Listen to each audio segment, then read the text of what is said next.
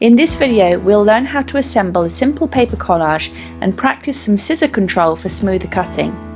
Materials you'll need are some scissors. If you write with your left hand, you'll require some left-handed scissors, a glue stick, a spatula or paintbrush, a little blue paint and some A4 paper to work on.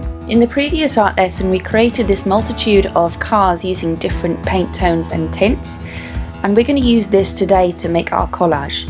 So the first thing you need to do is take a little of that blue paint and we're going to make a backdrop here. I'm using a little bit of water as well to spread the paint out, and then once that's dry we will try to assemble our collage over the top.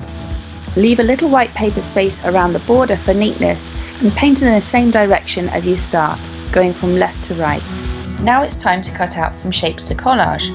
If you misplaced your car painting from our previous art lesson, you might want to draw out some cars in a range of blue tones using dry art media such as marker pens or colour pencil. Now let's discuss how to cut out shapes with more precision and control. If we compare these two car shapes, the one on the right looks much more appealing due to the smooth lines that mirror the car shape itself. To avoid the messy mistake of sharp edges like the ones to the left, the trick is to cut by opening and closing the scissors using only the middle area of the scissors here when cutting out curves. While cutting with this method, you should use the other hand to slightly turn the paper in the direction you want your cut to travel. You will also notice that I'm leaving a small gap and not cutting into the line itself to avoid changing the shape of the car, which makes it look neater.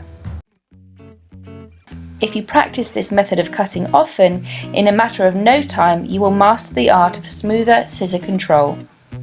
Next, let's define the meaning of a collage. It's a piece of art made by sticking various different materials such as photographs and pieces of paper or fabric to some sort of backing. Let's begin by gluing down the larger shapes first, as the smaller shapes will become hidden if you put them at the back.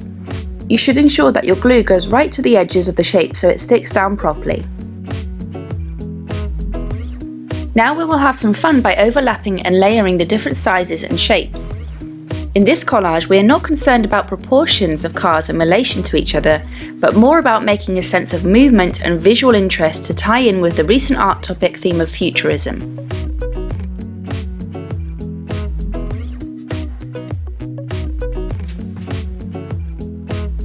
When working with messy glue, it's always advisable to use something like a piece of scrap paper or card underneath so that you don't get your actual work itself messy. The main part that you need to glue is just around the shape itself, around the border. The composition, meaning the way in which the whole or mixture is made up, is what's creating our attention here. Sometimes mixing lots of colours in one image can be too visually disturbing, and just using simple tones and tints can be the thing that creates less is more. So just by this composition here, the way that you position and assemble your images and shapes can be the make or break of a good art piece. It's also important to note that I have not overlaid any of my shapes over the edge of my sketchbook page, and I've actually kept them within this blue backing to keep it looking neat and tidy.